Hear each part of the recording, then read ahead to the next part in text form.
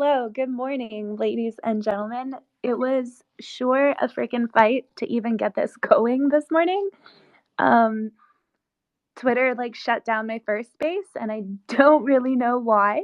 Um, well, I do know why. It's because whenever anything to do with men's rights pops up on social media, people are like, "Oh my god, misogyny, radicalness," which is absolutely fucking insane to me. Pardon my language, but yeah, the fact that I had to fight so hard just to even get this going is speaks volumes as to why I even have it to begin with. Hello, Kaz. How you doing?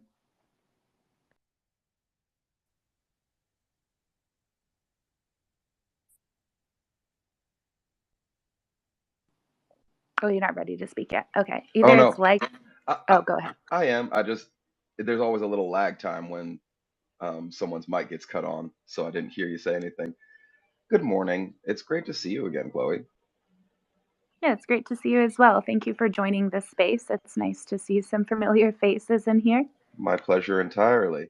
I think you're right. There's always this pushback on men's mental health, and I've been thinking about ways to almost code it, like having a Monday space 4XM, Men's Mental Maintenance Mondays, and then people just don't know it's 4XM. What's 4XM? That title is completely ambiguous, but it sets up that energy where people know, like, oh, 4XM. This is where men go for their mental maintenance on Monday. So, an idea. I think the saddest thing to me is that um, that even has to happen. Like at the end of the day, my biggest frustration is that, I deal with feminists every single day who tell me, and male feminists as well, who tell me that what I do is just absolutely insane and not needed because of patriarchy and blah blah blah. But it's like, how can you say that we live in a society that benefits men when men can't even have their own space to talk about men's mental health? And that's really the reality of it, and why it's so important is because there's, as I said in my first space, I can talk all day long about men's mental health, and I can try to preach to women all day long, but unless men within the men's rights community are really taking the steps themselves to, make sure that men's mental health is still talked about, I'm not really doing anything.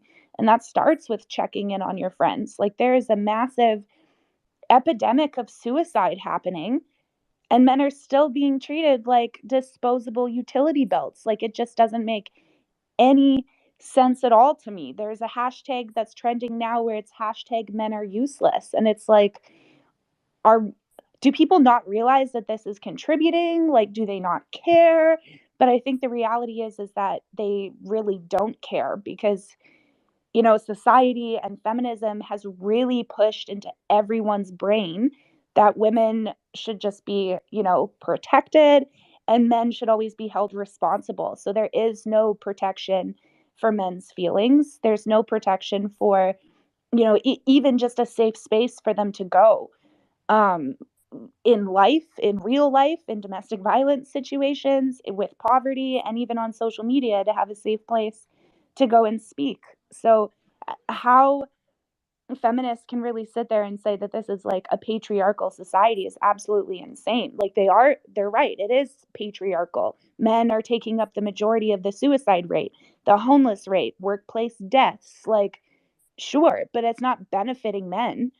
It's benefiting women, really. It just seems like their solution to the patriarchy is just allowing men to continue to kill themselves because I mean, look at how it's treated when we try to open up spaces, talk about it. My accounts get banned.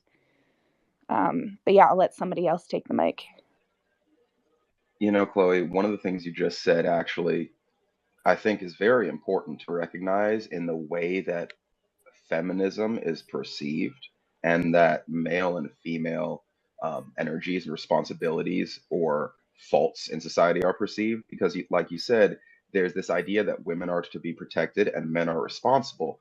But that's literally always been there within Western society. Like there's been the attitude of women should be protected. Men, you're responsible for protecting the women, providing for the women.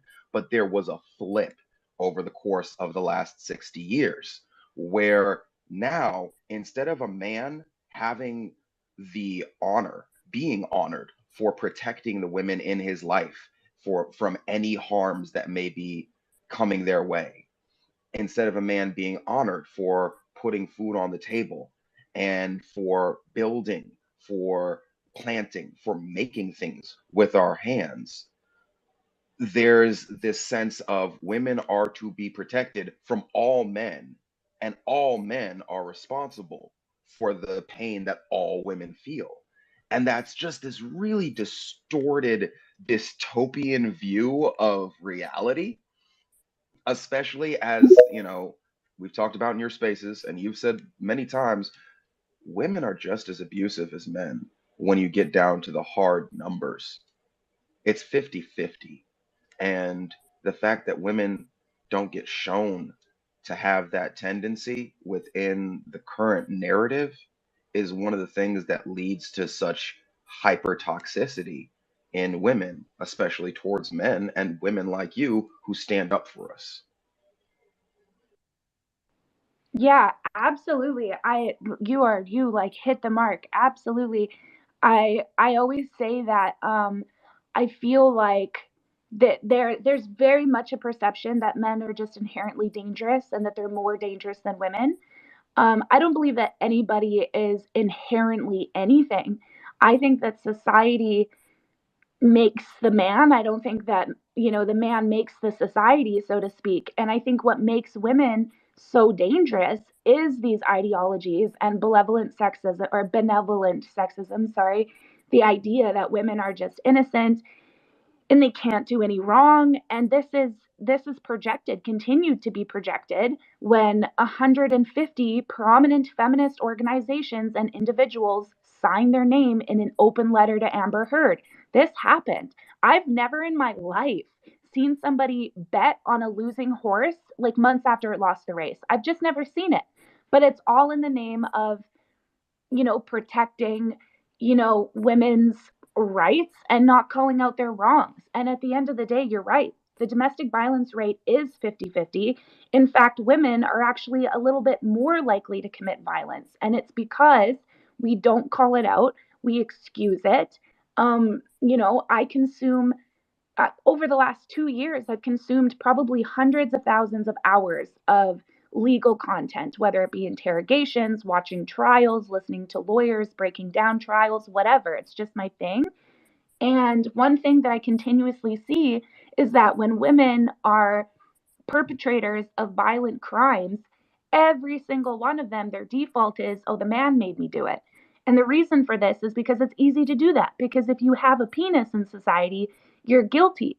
But the thing is that these ideologies are not just projected by feminists to men. They're projected a hell of a lot within like the manosphere, men's rights community as well. I hear men saying, I don't want trans women going in the washroom with my daughters. Well, why is that? Is that because you believe that men are just inherently dangerous? Like, you know what I mean? And there's also the projections of what masculinity is. If men really want to help other men and lower the suicide rate, you guys have got to start redefining what masculinity is, because society defined it for you, in where it means that you're not vulnerable, you don't, love your children the same way, you don't, it's just all groomed to be a certain way, and it set men up for failure. But with that being said, I think Simon had his hand up first,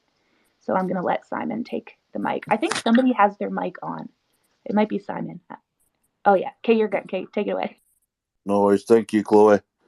Uh, yeah, I agree with that. If you've got a penis, it's your fault. I'm going through something right now with like that. My ex-partner accused me of assaulting her last week, so I got arrested and I'm being charged for assault and battery. I've never laid a finger on her in my life. For all the 17 years we were together, I never raised a hand. We used to scream and shout at each other, but I'd never raise a hand to her. So yeah, I've got that coming up next March. My bail ends, and I go find out if I'm going to court or not. But I've been told if I get found guilty, it's a prison sentence just because she told them that I assaulted her. It's bonkers. I'll pass it over to Enoch now. There you go, brother. Damn, Simon, I feel you. Like I really do. Um, that's a hard one to get hit with. And I've been I've been sitting back since the first time Chloe opened a Twitter space and I jumped in and really questioning how I'm going to step up because I've been working really hard on building my own business, my Web3 community, getting ready to launch and, take care of myself in this way because we can't take care of others if we don't have a solid foundation. And I've been in that situation for years where between autism and being black and being a man, like it's hard as hell for me to hold down a job.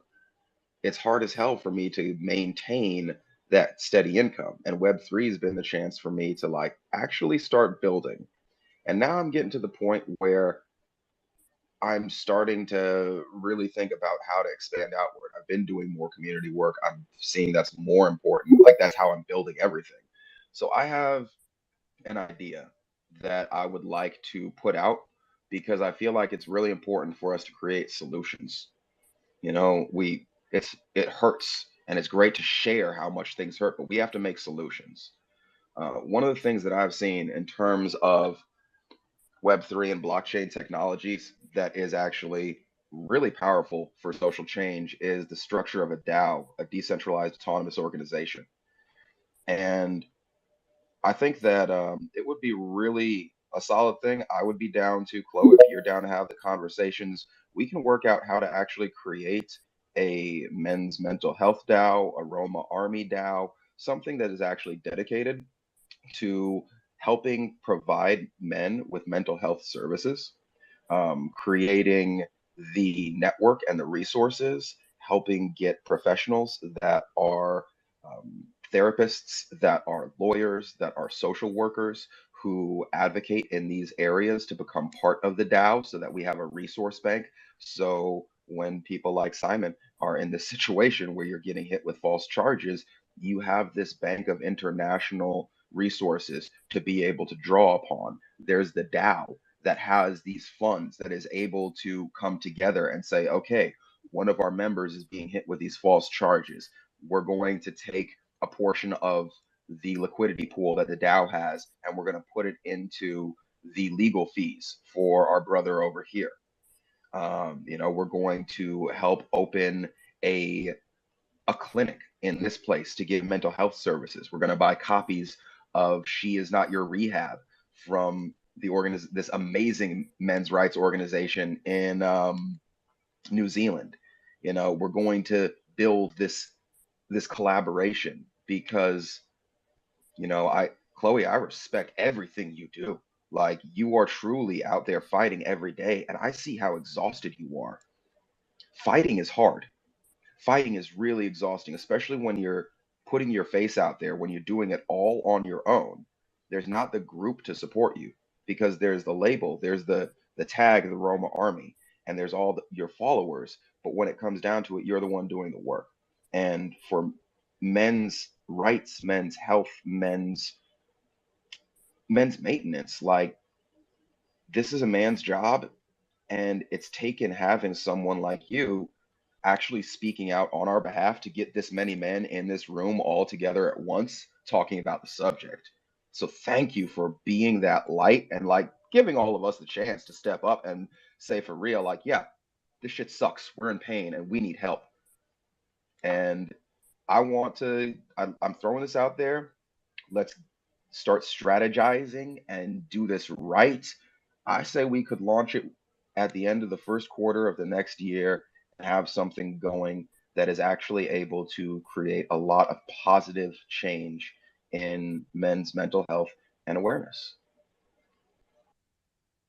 Yeah, I agree. I think that's a really good idea. Just really quick before I pass it off to Jason, I think what you said was about.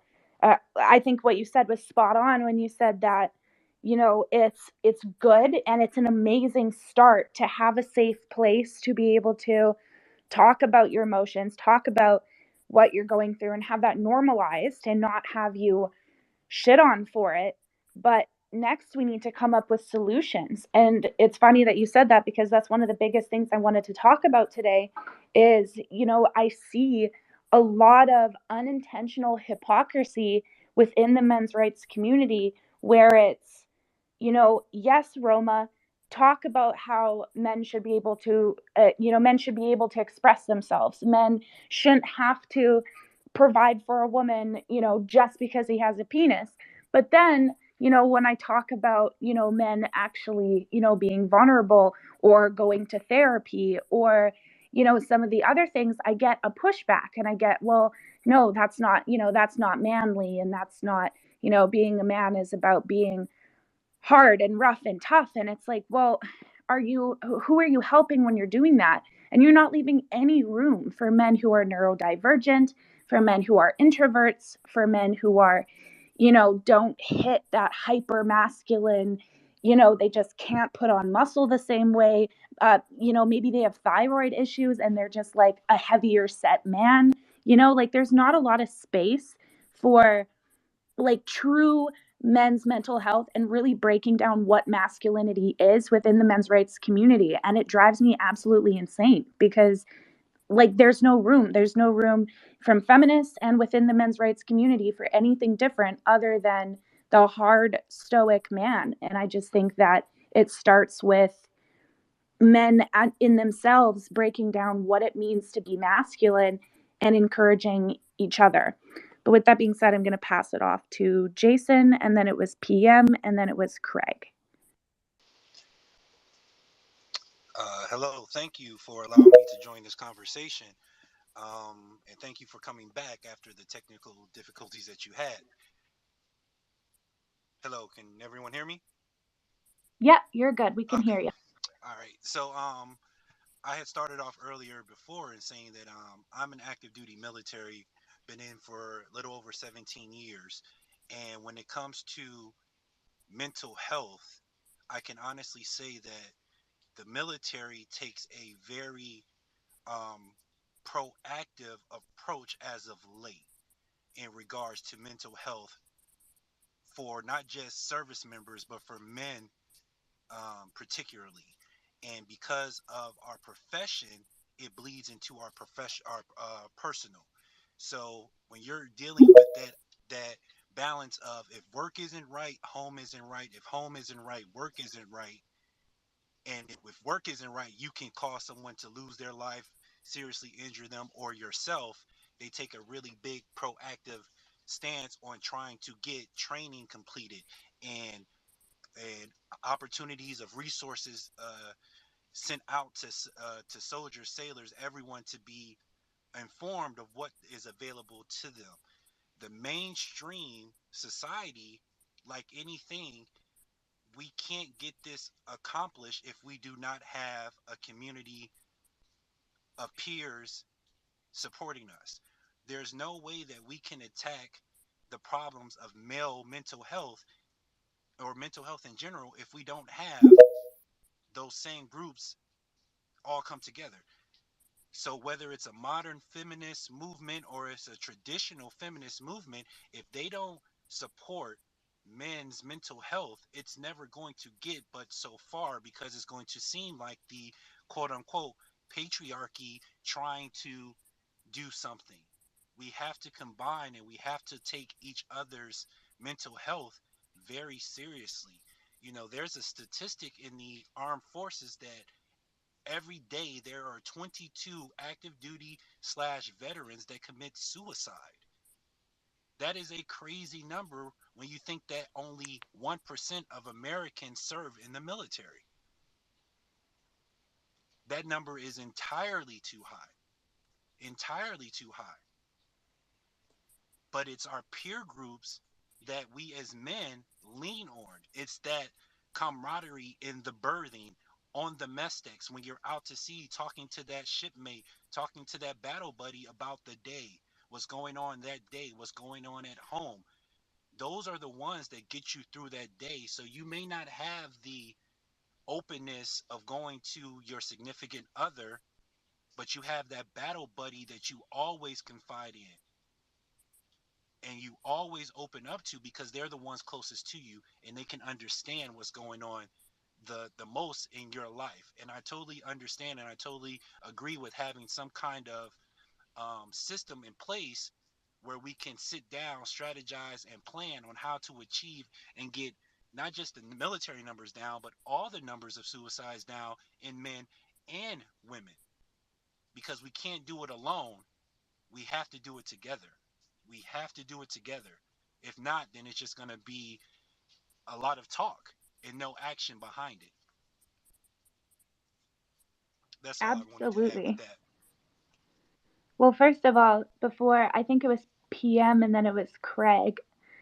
So before I pass it off to PM, first of all, I think on behalf of everybody here, thank you so much for your sacrifice because, unless you are a service member, whether a vet or active duty, like I, as a civilian, will never understand what the sacrifice really is, but it is a sacrifice mentally, like it's just so much. So thank you very much. In regards to the 22 a day statistic, absolutely. I mean, that's my cover photo on all of my socials because I want to remind people every single day, not just on Veterans Day or Remembrance Day, because I'm in Canada, so it's called Remembrance Day. Not just one day a year to remember, the people who are sacrificing themselves and sacrificing time with their family, their mental health. um, we need to keep importance on that, and it starts especially with service members. I have a Patreon and I have a military tier, and over the last 3 years I've lost 4 of my Patreons to suicide. They were all Marines, and I don't know why, but I think from what I read, I think it was Marines took up the highest suicide rate within the military, I believe. Somebody correct me if I'm wrong, but you know, the response to, even service members killing themselves in their barracks was just treat them like children, take their guns away, don't address the issue, just take their guns away. A lot of my service members talk about how, if they actually go and talk about suicidal ideation or something, then that's like a mark on their career. Like they're not taken as seriously, or some of them have been discharged. So there needs to, I'm very happy to hear that they're starting to get it together within the military because these men and women are away from all of their supports. Like you said, the one person they have is their battle buddy, and everybody else and everything else is just like it's not there. It's lonely. So it really, again, it starts within the community, like it starts within the higher ups when it comes to the military and how they're dealing with mental health and taking it seriously. And then it's up to the rest of society after that because, these veterans they still take up a large portion of the homeless rate. I have a lot of veterans who are like waiting on their paychecks every month, or some of them were like screwed out of it last year. So we need to start taking better care of each other for sure. With that being said, I believe it goes off to PM, and then it's Craig, and then it's BJ. Oh, BBJ. Oh, fuck. I'm so dyslexic. I'm so sorry. Okay, take it away, PM. First of all, I want to say that to all of you and Chloe who have said your ideas about um, getting back on track with the proper solutions for men's mental health. I've heard some great ideas so far, and Chloe, I personally cannot wait for you to expand your audience to not just those of us online, but in real life too. Like holding some like probably real life meeting conferences in real life. I can't wait for that to happen. Whenever that does, I'm sure there'll be a video of it, but I'll be the first one to tune in and watch it. I'm sure we all will too. But anyway, I wanted to touch on the subject of um, those in the military because I do have a brother, an older brother. He is a veteran, and I think I can say that now that I understand him more, we have a bit of an age gap in our difference. He's in his 40s, but I'm in my 20s. But I've learned more about him through our mother, and I would say he does struggle with PTSD, even though he has two kids and a family. But I would say every now and then his PTSD strikes, and he sometimes resorts to drugs to cope. And I suppose now that I know this, I'm worried about him, if you know what I mean. So I I hope I get to talk to him more when I can. You know, I just hope he, you know, sticks around and stays strong because, I mean, he's still young. I mean, I know some people consider probably 40s to be, oh, that's so old, but no, no, no, no, no. That's still pretty young. So going forward, yeah, talking about continue getting the message out to stay in contact with those that are veterans, which I'm personally trying to do myself. So I wish I could think of more to talk about, but my Asperger's brain is limiting me from talking so much. So I'll just pass it on over to what was it, Craig next? Yeah, yeah. Go ahead, man. Thank you so much. And I really encourage you to reach out to your brother as much as you can, and just, even just like invite him out to just like do stuff with him. Um, because one thing that's really tricky, I've noticed just working with veterans and with service members, is that it's really tricky to get them to be vulnerable with each other. It's easier for them to be more vulnerable with me, I've noticed. I don't know if it's because, they trust me as, a content creator. I think because I'm a woman comes into it as well. But I've noticed when it comes to each other, it's really difficult for them to not go into that, army boy camaraderie. It's difficult for them to be vulnerable because it ties into the view of masculinity, right? I mean, going and serving your country and, being a military man is seen as like one of the most masculine things you can do. That coupled with being a father. So we know that emotions, that's not really tied with masculinity, that's tied with femininity. And, for those that feel like emotions, they don't want to express emotions because it's feminine, femininity isn't weakness, you know. So I just want to give that reminder and pass it off to Craig. And then it was BB, and then it was fuck. I always want to say enchanted because I have dyslexia. I'm just gonna say enchanted. You Craig, can. You do have it. permission. Okay. Hey, everybody. Welcome this morning. I'm Craig. I'm a farmer. Um, and I have been interested in, I wouldn't put the terminology of men's rights on it personally. I'm fine with other people calling it that, but I've been interested in it for close to 10 years now. I grew up in a mostly female household. I didn't, I had an emotionally distant dad, still is emotionally distant. And I think that is in part because of the way that he was socialized to be a guy. So I've had a long and troubled journey in understanding my own sense of masculinity. And I have basically since around 2014, 2015, somewhere in there, I was going to grad school and I kind of became interested in masculinity in general and what it means to be a man. And, and I found all these things about like men being um,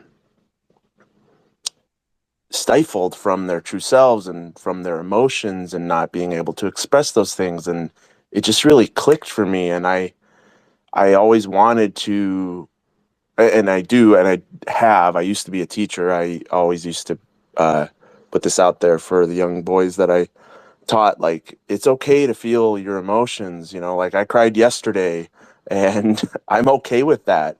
And it's okay to not be okay. And now that I'm a farmer and I know that suicide is a huge issue for farmers too. But I always push this sense of being true to yourself, being true to your emotions, recognizing that you have emotions, and opening yourself up to that kind of vulnerability that allows you to be the healthiest, most realized sense of who you are that you can have. That being said, I also am aware that there were good reasons for the feminist movements of the past. They've just become toxic in and of themselves, and they've become misandry, as some people have called it, or man-hating, as other people have called it. And I mean, maybe there was a good place for that at one point in time when the balances were way off between men and women. But when it becomes a problem in and of itself, that's when spaces like this need to exist. And I, like I would argue, in my own opinion, that the true feminists out there are the ones that are arguing, no, that we need to help men be better themselves. Those are the true feminists, the ones that are actually equitable in their conversations about men and women being healthy and not being discriminated against. Anyway, I think it's great that everybody's here. I think just open yourselves up to yourself, be vulnerable, and thanks for letting me share. Well, thank you for what you do as well as a farmer. Thank you for what you do. It's very important, and I'm sure everybody here in the chat appreciates it. I actually was not aware that farmers were affected by suicide at a high rate. I could imagine maybe isolation has to do with that. I would like to hear more from you if you're willing to share about that, about what is causing that, because I would like to do some content on that. I think you're absolutely right when you say that, like, being vulnerable and, like that's okay.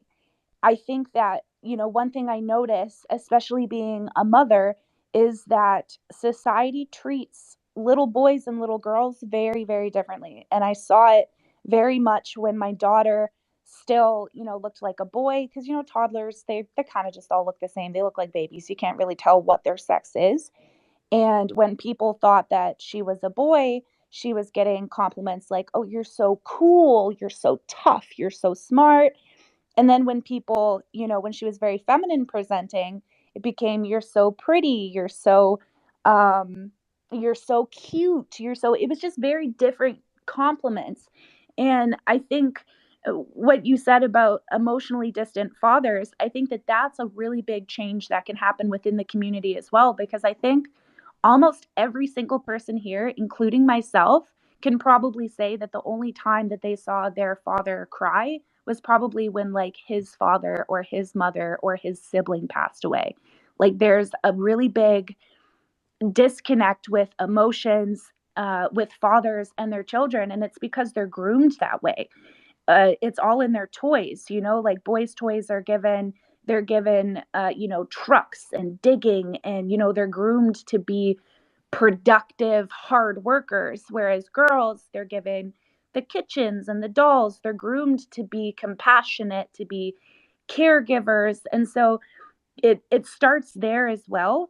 And it also starts with, in the men's rights community, stopping with this, like, beta alpha bullshit rhetoric, because first of all, it's a fallacy. The very guy who created that entire ideology then wrote a book about how false it was, because the alpha, so to speak, in a wolf pack does not eat first, he eats last. He doesn't pick on the weak, he protects the weak. You know what I mean? So it's weird how there's this ideology that, you know, there are some men who are very much for men's rights, but then if they see a guy that isn't fitting that masculine box, so to speak, he's the first one that they're picking on, that they're calling a simp, that they're calling a beta, that they're, rather than encouraging him and saying, hey, I'm seeing some lack of confidence here, let me help you as a brother, there's like a lot of bullying, and it's really weird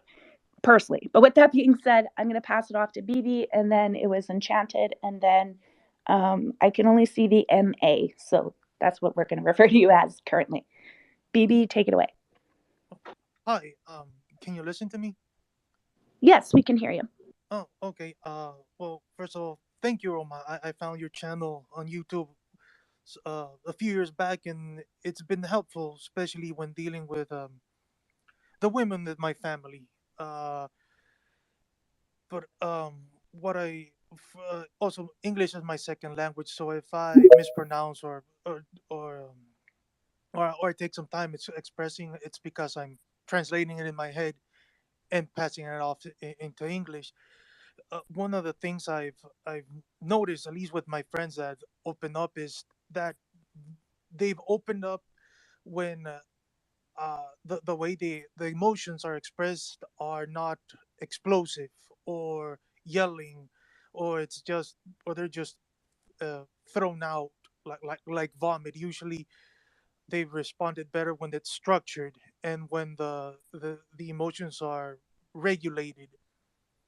And it's worked with a few friends of mine. So, of course, it's a small sample, but if it helps with your goal, um, possibly how emotions are expressed will affect how many men actually do express them. Because in my culture, I'm from Latin America, the way the women express their emotions is usually so um, loud and unstructured.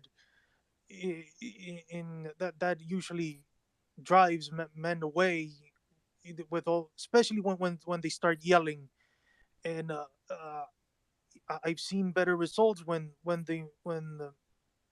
I choose my words both carefully and wisely.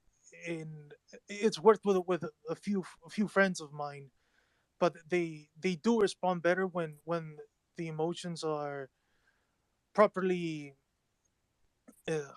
regulated. You know, it's like radio signals.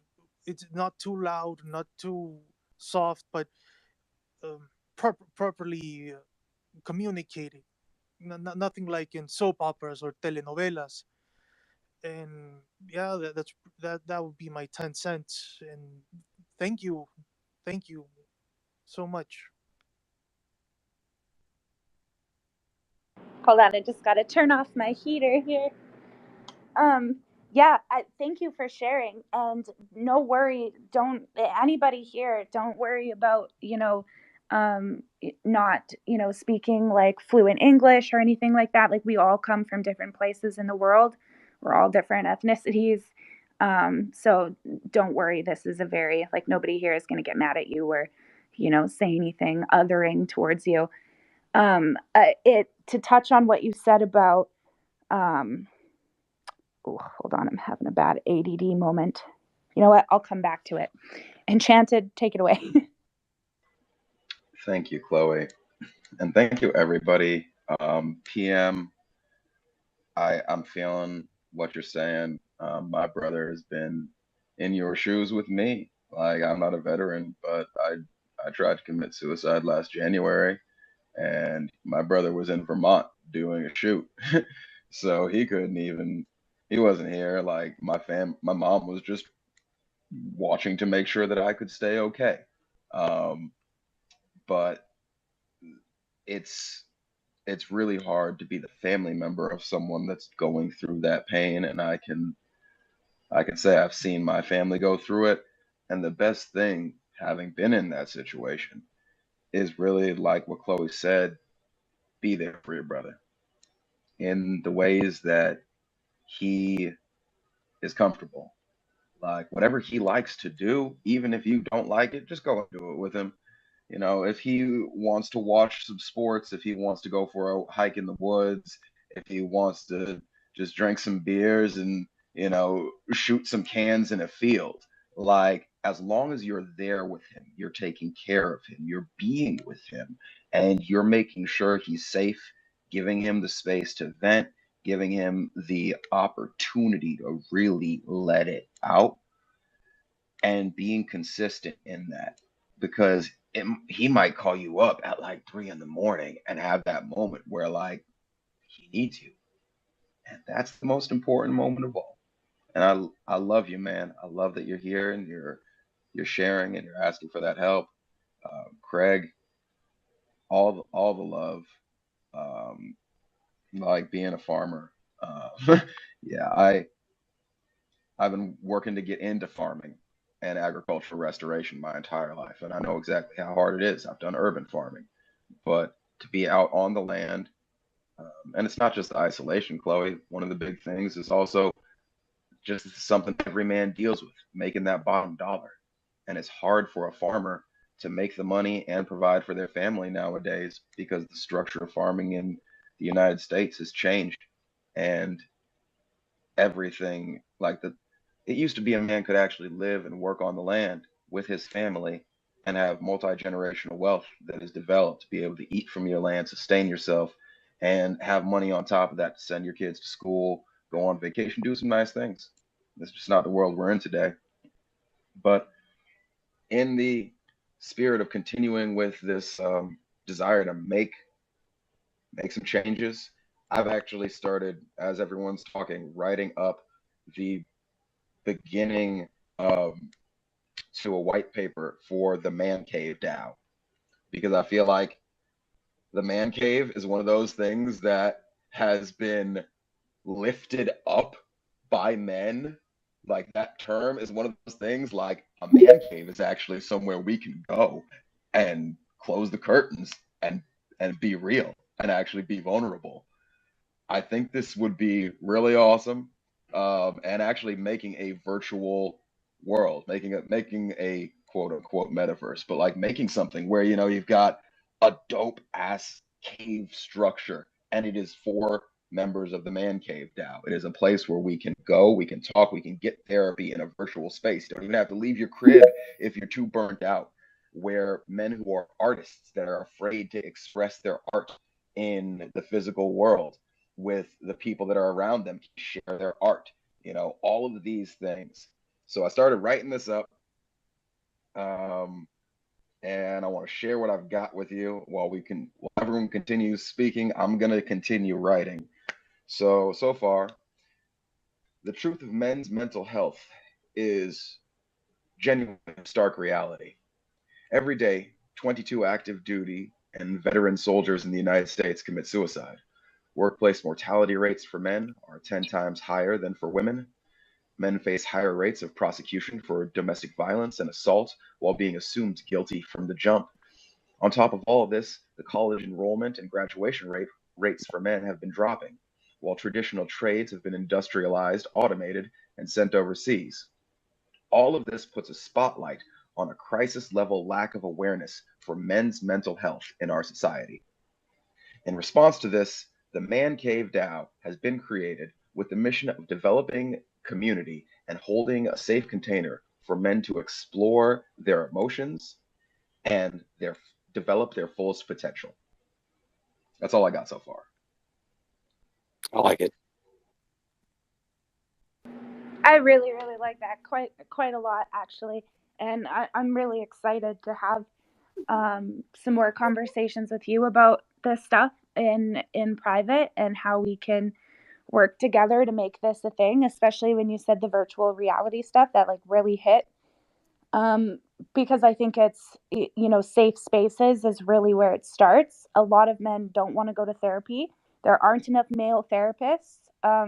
There have been studies where they have polled men who left therapy and asked them why, and the vast majority of them felt like their female therapist, her personal, social, sexist views was conflicting with their therapy sessions, where they would be giving them pieces of advice that they would not give a woman. They would never tell a woman, oh, just, stick around the abuse a bit longer. Maybe just try to listen when he's screaming at you. Like, those are just not the things that we're told as women. We're told to hold our ground, get out, protect our children. And there's a completely different message for men.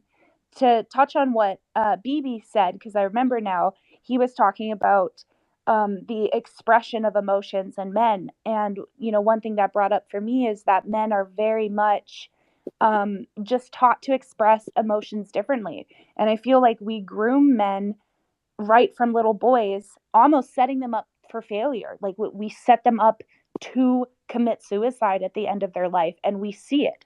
If this wasn't the case, the suicide rate would not be so freaking high. And it's because we say things like, when they get hurt, oh, don't worry, just toughen up. Or when they're crying, they're shamed for it. When at the end of the day, like, damn, you just bonked your head, express yourself. Some kid was picking on you at school, cry about it. Like, no worries. You know what I mean? So there does need to be restructuring, like I said, of what it means to be masculine. And I think, before I pass it off, this is a hot take, and maybe will be an unpopular opinion, but I think why so many modern men are afraid to reevaluate what it means to be masculine and what it means to be a man is because there's a wider concept involved in that. If they have to reevaluate what separates them from women, then they have to reevaluate their opinion on, trans women, trans men, some of them who aren't of the opinion that, gay or lesbian relationships should be a thing. There's a reevaluation of values that has to happen across the board. And I think that makes a lot of people really uncomfortable. But all of these social issues tie together. And if any change is going to happen, that's where it starts. But with that being said, the MA is next. And then it was Craig. Shit. And then it was Matt, and then PM, and then Clint. Hi, Chloe. Hello. How are you doing today? I'm good. How are you? I think I think I think it also is a cultural thing with men's mental health, because I know personally for me and the men in my life, I know in the South it's very, very difficult, for men to express their emotions. I know in the South it's very, like, it's all, I think a lot of it is sometimes cultural. Like, a lot of men, they're not allowed to express their emotions, especially in Alabama and more Bible Belt sort of things, because they've been taught, don't do that. You're supposed to be a protector, a provider, you're supposed to have it all together because you're the head of the household and you're supposed to, do all of this stuff. And that's not going to help them out a whole heck of a lot. And I live in the Bible Belt, probably the belt buckle of the Bible Belt. And it's pretty intense. It's because my dad, he struggled with depression for a very long time, and I struggled with the same thing, but he never let me know. And I was just like, he's so cheery, like, but I was just like, wow, I never knew. And so, but I think I honestly, I think it was because he had that mindset in his mind for many, many years that, you know, I'm the head of the household. I have to keep it all together. I have to, I have to not give a damn about my own problems, and I have to worry about somebody else's. Uh, and that's not okay. For me, I want to work hard in the South to change the culture. Yeah, I think you made a really good point. Definitely. From what I've learned as a men's rights advocate, as a woman, as, a once a young girl who grew up with boys, is that what it means to be a man in society is keeping it together, providing for those around you, um, doing. Oh, Clint, I think you hit your speaker. Oh, sorry. That's okay. Being a man is about basically solving everybody else's problems, and saying nothing about your own. And the issue with that is that we end up creating these tin men where men are just disposable. They have a purpose, they're treated like a utility belt.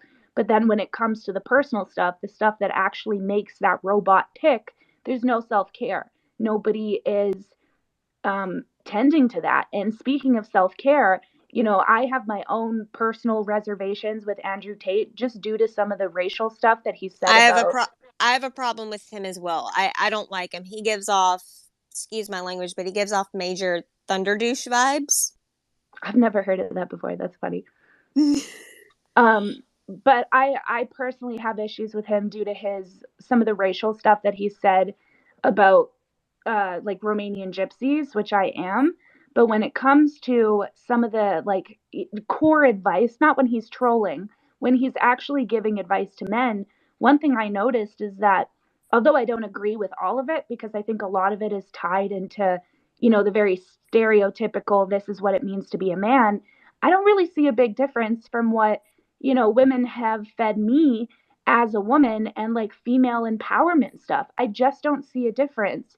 When self care is spoken about for men, it's seen as like violent misogyny. If you tell men to go to the gym and take care of yourself, it's seen as why are you trying to get so big? Why are you trying to blah, blah, blah? But that women, we're given the same advice and it's not viewed the same. So I just think that it's in that aspect, we really And do need to change what it means to be masculine and what it means to be a man because, at the end of the day, there are a lot of women who will just shit themselves at the idea of a man expecting her to provide within the home, but yet she expects a man to still go to work, miss out time with his kids, provide for her, XYZ, basically all of the stereotypical this is what it means to be a man stuff, but she doesn't want to be put in a stereotypical this is what it means to be a woman stuff. And it goes both ways. There are men who don't want right. to provide for women, but want a woman to provide for him. And it's like, well, you got to figure out where you stand. I think it's a team effort. It's a teamwork. Like for example, like a lot of and I'm going to go back to like Viking culture. The way that, men and women were in battle together. There was actual evidence in on battlefields where you could tell based upon what type of shield that the woman had whether or not there was a man and a woman in a battlefield. And I think it's the same principle. It's the same principle. Men and women have to be able to go in arms and fight this battle called life together with each other instead of always saying, "Hey, who's going to slice me first? Who's going to hurt me first? The man or the woman?" Like we can't be doing this. That's the thing. We can't be doing this. Like men and women, for example, I am my husband, for example. I am his shield maiden. I am to be there and block him and protect him when I need like protect him when I have to. Which means I'm supposed to help him out in everything. That's my role. That's my role as his wife because I'm his teammate. I'm his partner. It's not okay for me to not do my part. But it's also not okay for him to do his part either. It goes both ways. Yeah, absolutely. It definitely does. Before I pass it off to Craig, that just reminded me of, I really I love wolves a lot. I really love the female wolves because they're just so misunderstood. And, the battle thing reminded me of there's a specific breed of wolves who the female, when her mate is in battle, what she'll do is she'll go underneath of him and make it look to his opponent like she's cowarding under his neck. But what she's really doing is protecting the most vulnerable part of him. And it's just such a beautiful thing. I think the issue nowadays with a lot of They've turned into Black Widows. I think they've turned into Black Widows because what Black Widows do is when they are done with using the man for whatever, they kill them. And I think they've turned into that. I think that's what toxic feminism has turned into. I think it's turned into a bit of a Black Widow effect where men's lives and men and just overall men's issues in general is being like sucked out. They're being used all the time, and it's not ending very well as a result. Yeah, it's a lot of women who want to be they want to be catered to like children, in my opinion, like dependents. They want a man to provide for them, to pay for their stuff. They don't want to be asked what they bring to the table. Like they basically want to be treated like children and respected as grown women. And it's just really, it's not the case. That's not reality, and it's not going to happen. With that being said, it is Craig's turn, and then PM, I think. Oh no, then Matt. If you know the order that you were in, I'm going to trust you guys to keep in order. Hey, folks. I just wanted to answer some of the Chloe, I think you asked about farmers stuff, and then respond to a couple of different things that were brought up. First of all, though, I wanted to highlight the term thunder douche. I'm sorry. That was so funny. And I'm not familiar with this Andrew Tate. I don't follow a lot of these like dating guru types. But I know that hypermasculinity and toxic masculinity are real. And that in my own negotiations with my own masculinity, one of the things that I've come to terms with as being masculine is gentleness and kindness. And I truly believe that those things are masculine. I believe that. I don't think that that's a crazy thing to say. And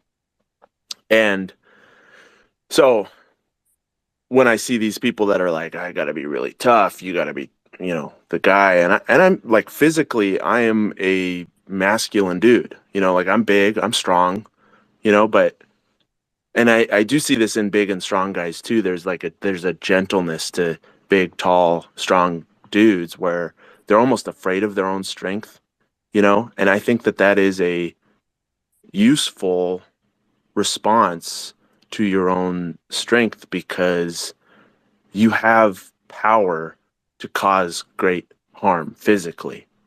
And if you don't take that seriously, if you internalize it where like, well, I could really hurt you, those things become these weird toxic things within your own ego where you're like, well, I can beat you up, So personally, I think a truly like healthy masculinity is one that is kind and one that is gentle. But with that being said, absolutely with the farming, it's isolation, but it's also economics. I think that, well, and it is the socialization of males. Chloe, you were saying something that says, keep it all together, provide for the people around you, blah, blah, blah. Like that's farmers in America and Canada. I know a lot of Canadian farmers personally, but, and with the economics of farming, a lot of times, you start to kind of get, to where your expenses are way higher than your profits, and you're running a game where you're running from behind, and our social systems or our economic systems in agriculture are set up where they don't always benefit the farmers, and then next thing you know, you're several $100,000s into debt, and these guys think like, well, just give me 5 years, 5 good years, I can make it out, and they set their sights on these long-term goals for being able to get ahead of their debt, but the system is set up against them, and especially the smaller farmers. And so, and well, in that, and the average age of farmers is well into their 60s, maybe even early 70s. Like that's the reality of the people that are occupying the profession currently. And they come from that baby boomer generation of men who are more likely to deny that they have emotions, even. So that is kind of why farmers in general have a high suicide rate when they're male farmers. Specifically, there are female farmers out there, but and I think that brings up a good point in general with this idea of the patriarchy versus women's rights, and women just pointing to men being the problem most of the time, and pointing to the patriarchy, the quote unquote patriarchy, and they point to people in power. And I don't think necessarily that, and yes, there have been a lot of men in power for a long time, but I think that there's also like a class level to this as well. People that are in lower classes or middle class, whatever, um, men specifically, they're not necessarily people that are in power, and they're not necessarily causing all of these issues that women have accused men of causing. Granted, there were and are men in power that abuse their power. There are women in power that abuse their power. But I think power just causes people to abuse it sometimes. But I do think that class is a certain separator here too, where men will experience serious mental health issues, and it's in part because they're in a bad economic situation. They're just trying to get by. Farmers are just trying to get by. And yeah, I don't know. I feel like I'm kind of rambling now, so I'm going to let it go. But thank you. Yeah, no, I definitely appreciate that. Thank you for um opening like my mind up to that. I probably, along with other people here, was not aware that farmers go through that. There is definitely um this ideology in society that men are, I see it every single day. Individual men, why do you advocate for men's rights when they're willingly upholding the patriarchy?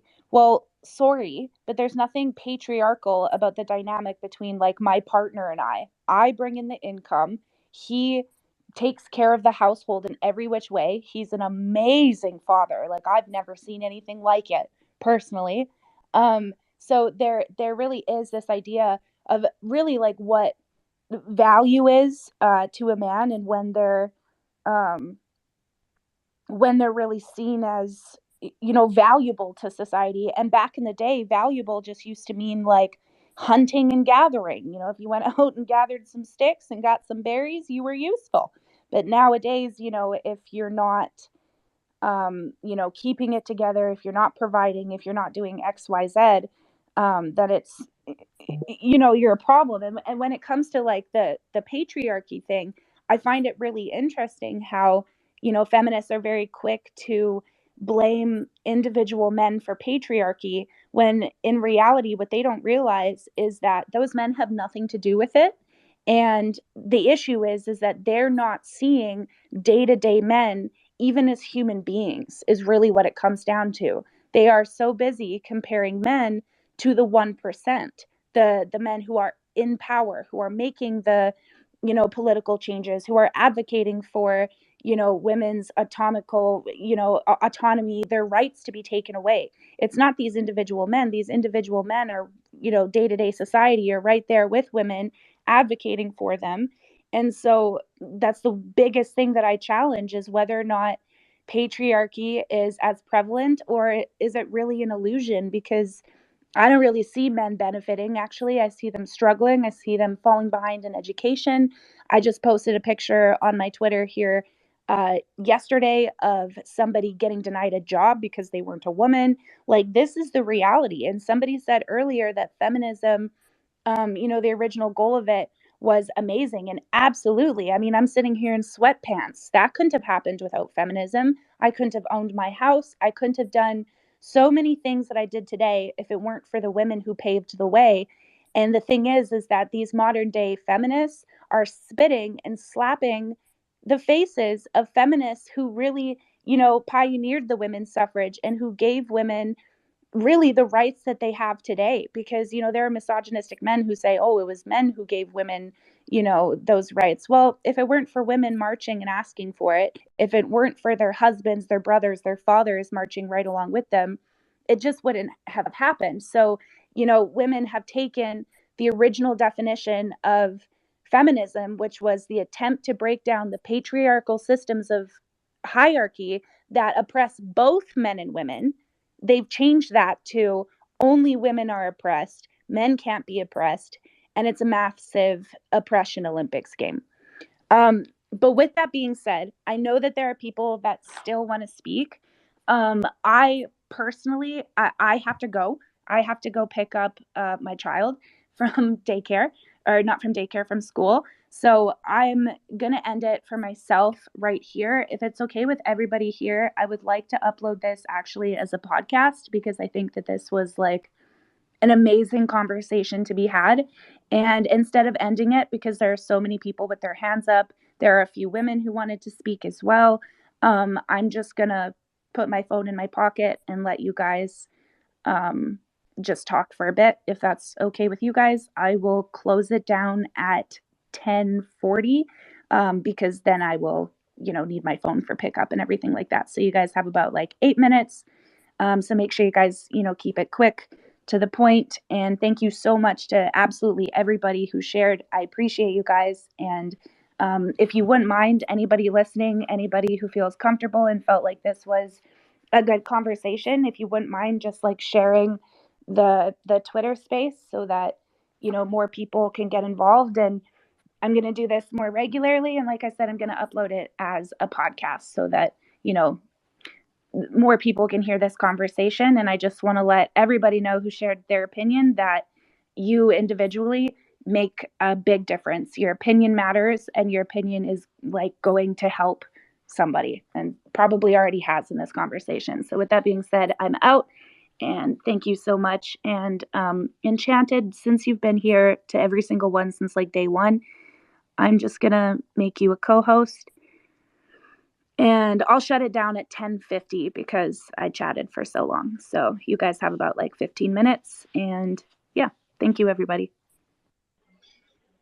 Thank you for hosting the space for everyone, Chloe. Always an honor and a pleasure to be in here with you.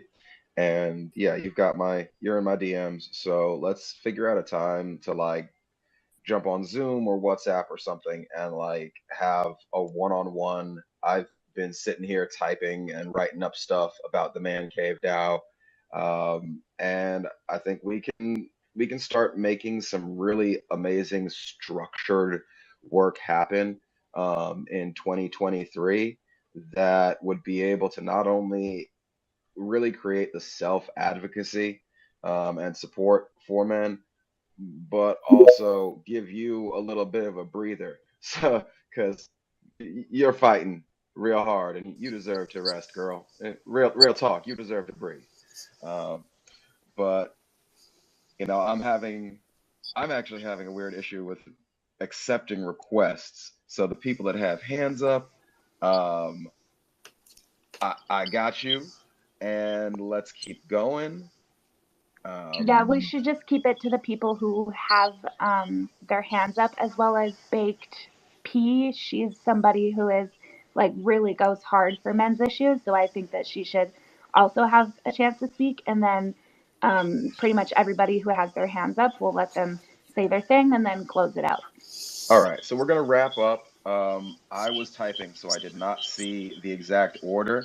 So I'm going to pass the mic to PM, then Clint, Matt, and Baked, because that's the order I see on my screen.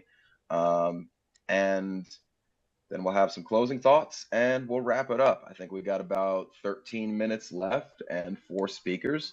So let's go from the heart. Much love. I wanted to touch on Enoch's little thing on what was it, the man cave that he was describing about us men expressing our secret artistic talents. And so I guess I'm promoting myself here, but so I'm currently in graduate school. I'm studying to be an actor, but also a voiceover act person kind of thing. But so yeah, I just wanted to say that hey, if that manosphere thing opens, and if there's a place for me to express that there, because I'm gonna be honest, I love entertaining people with my voice. I mean, I don't mean to brag, but you can kind of hear how it sounds, so you can kind of hear that I love to entertain I was people. going to say, So you have an incredible voice. thanks, Chloe. Buttery. You got that. You can get that Yeah, radio and voice nice and easy. yeah, and what's funny is I'm the same age as Chloe. Granted, you're a few months older than me, Chloe, but still, I'm amazed myself. Honestly, sometimes I surprise myself sometimes. But yeah, so Enoch, you let us know when that opens, and I'm sure I'll be one of the first ones in there. So yeah, thanks, man. For sure. Let's. I'll be including you in the communication and the thought process of building this. It's not a one person game. I got a lot of things cooking, and the man cave has to be something that men build together, that everyone builds together. Honestly, man, it's about and having that safety, and that's what we need. So we're all together. Clint, uh, Matthias, and Baked. Let's go. All right. My name is Clinton Gage. As y'all can see, I'm an author and illustrator. I write what I see and hear. I'm a schizophrenic, and recently I had a horrible experience with mental health attempt. I went to supposedly a behavioral center, and instead they pink listed me and threw me in with a pill popper that kept saying that I basically needed to be a zombie to get out. Well, I'm a father. I'm a husband, probably one day going to be husband, but we're living together right now because we're both scared of marriage at the moment because of everything that's been going on. And I'm going to tell you right now, I'm kind of scared for my son to grow up. He's autistic, just as I'm schizophrenic. And man, Chloe's been helping me out for a lot. I found her a couple of years ago after my second wife left, and I was literally contemplating suicide. I was about to kill myself when I found her videos, and they started making me feel a lot better. Former child abuse victim. I was tortured with cattle prods and things of that sort. But anyways, I just know that I wanted to tell Chloe that I'm so happy that you actually advocate for men's rights, because there's not enough people doing it anymore, because I've been literally pushed aside my whole life. So I'm glad that there's finally a safe space for people to talk, and look forward to having more conversations on things like this. But hopefully one day you guys can read my book when it comes out. But talk to y'all later, and Gator out. Well, I just want to say I'm really sorry that you went through that as a child abuse victim, and not just child abuse, but like widely recognized torture. I understand what it's like to come out with mental health. I don't understand what it's like to be schizophrenic, but I do understand what it's like to be neurodivergent in a world where if you're different, you're just like outcasted, you're looked at as a loser, a weirdo. Happened to me my whole life. Like, kids used to stand around me in a circle in school and spit on me. Like, people were atrocious to me just because I was different. And so one thing that we really advocate for, and my co-host really advocates for, is more openness and more understanding for neurodivergency. And I have a background in disabilities, specializing in fetal alcohol spectrum disorder. And, I just want you to know that you don't have to be afraid for your child to, be on the autism spectrum or anything like that, because everybody who is neurodivergent, like, we are really like, we're superheroes in our own, because we navigate the world in a completely different way that nobody else knows how to. And we do it while facing a lot of judgment. So just know that you have a lot of power in yourself, and you're very deserving of love. And I hope to see you around. Amen to that. Um, Clint actually dropped out as you started speaking, Chloe. I know you got it in the pocket so you couldn't see it, but I know he's going to listen to the recording. And when he does, I want Clint to know, and everyone in here, I have been hosting for the last 6 months a regular Saturday space, full spectrum Saturday, where we talk about autism and neurodivergence from the inside out. I am autistic, and I also have mid-range ADHD. I've got compound PTSD, all sorts of things jumbling around in my head. But in the new year, we're actually going to be shifting to 10 a.m. on Fridays, and I'm going to be partnering up with the NFT Voices community.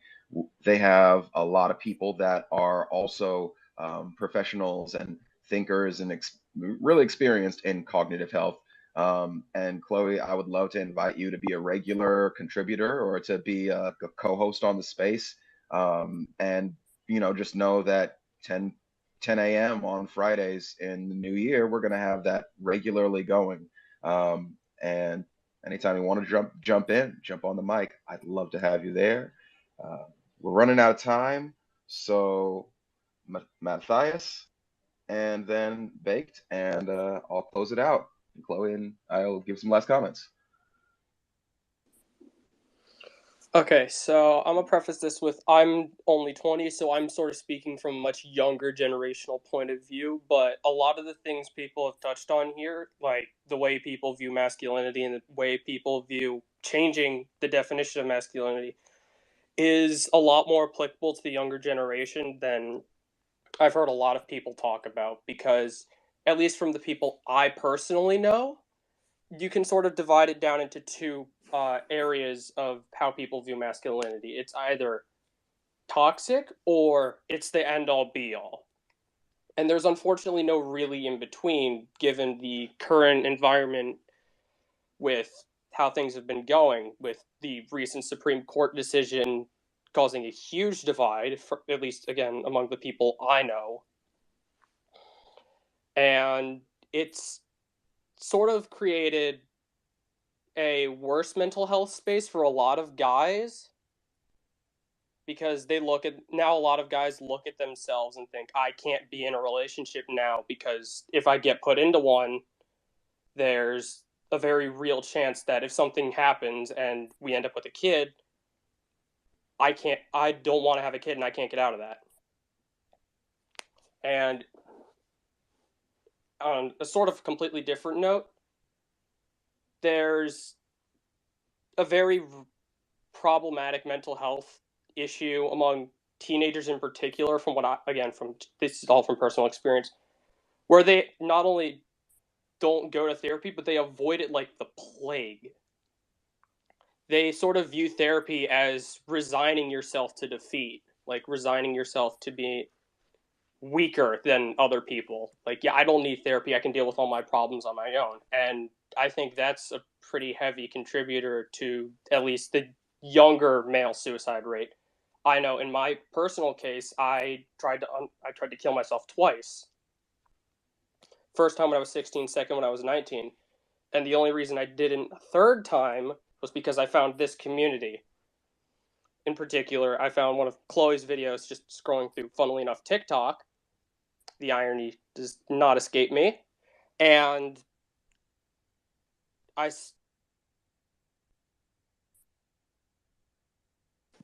I'm incredibly grateful I found this community, because it prevented me from, not being here today. So I guess what I'm getting at here is there's a lot of the problems that the sort of older generation have trickled down to the younger generation, but then snowballed because of the way the younger generation views themselves, in particular with relations to feminist views and to things like Andrew Tate, where all the feminist views sort of took one look at him, said, yeah, you're a horrible human, and it sort of got spread into the yes, all men idea. And that's hit a lot of guys I know really hard. Sorry if that was all over the place. I'm not on my ADHD meds today. It's all right. It's all right, Matt. All good. Feeling so much of what you said, and I'd love to give many comments. We are running out of time, and I want to respect Chloe picking up her kid. So, Baked, I'm going to pass the mic to you. Hi, just wanted to say I'm probably the oldest one here. I'm British, but please don't hold that against me. Basically, I just want to elaborate on a point that Chloe made earlier about men's mental health and to do with therapy. I found that a lot of therapists are actually female orientated. I can't get my words out today. And basically the coping mechanisms that they use are for women. And I found that a lot of them, the coping mechanisms that they use aren't as effective for men. But that's just my opinion. I'll let Chloe have the final say. All right. Thank you, Baked. I agree with what you're saying. I think Chloe's going to agree with what you're saying. And Chloe, I know you're about to close it out. Do you mind? Can I get a heart if you mind if I just give a wrap with what I wrote for the Man Cave DAO? All right, here we go. So 4 reasons why the Man Cave DAO is coming into existence. First, the term man cave has been used in both a pejorative and empowering fashion. While women in the media have laughed at men being in their man cave, quote unquote, when the camera changes scenes, we get a glimpse of men sharing their deepest feelings of fear and self-doubt.